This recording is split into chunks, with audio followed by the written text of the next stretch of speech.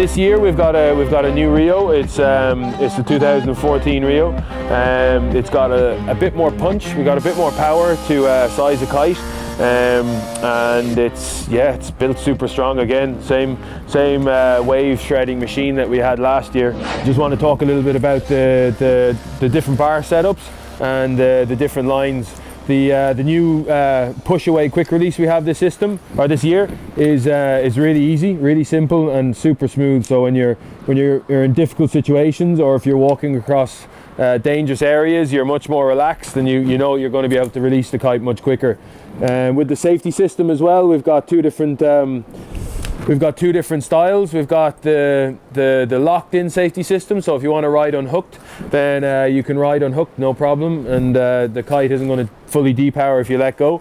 And then if you're in a dangerous situation, or if you're wave riding and you want the kite to fall out of the sky with no power, then you can just open the chicken loop, take the safety line off and attach your safety leash onto here, and then each time it's going to activate the safety system.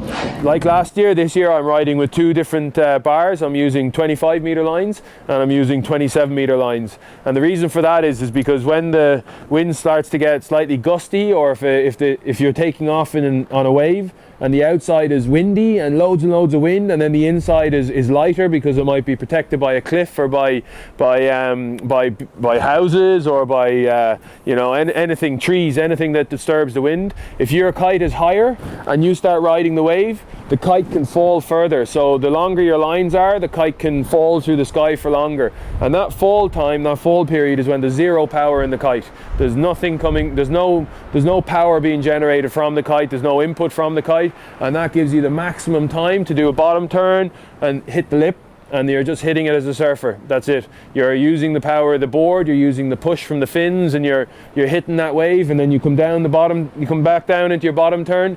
You might have to catch the kite at that stage and redirect it, or send it into another fall or another drift.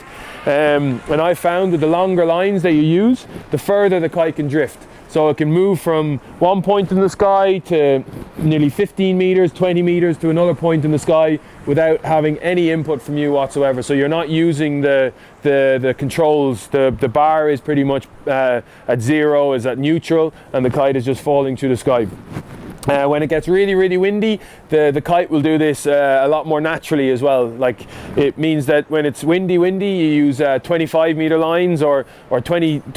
Some people use 20 meter lines, but I don't think 20 meter lines help a kite when you're in maybe bigger wave conditions, or if it's offshore, because it keeps the kite very close to the wave and to the white water. And when you're riding in offshore conditions, you need to keep the kite as far away from the wave as possible. So as you're riding down the line, the kite should be always in front of the wave and always falling, redirection, falling, and you're timing that with your top turns, your bottom turns, maybe pulling in under the lip when the kite is falling down to the side.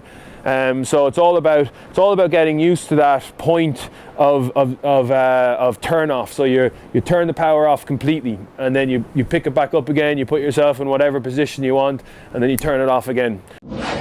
That's what I had to say about longer lines, baby. Get longer lines, get more play time. The kite can drift longer. You have less to do. You just use the kite to get you into position. Turn off the power. Do your turns. Do whatever you want to do. Just like, you're like Kelly Slater. You can surf the wave like you've got all the power in the world, all the speed in the world, and you can just like crank off the top. Or just get into the pocket and just sit in the pocket.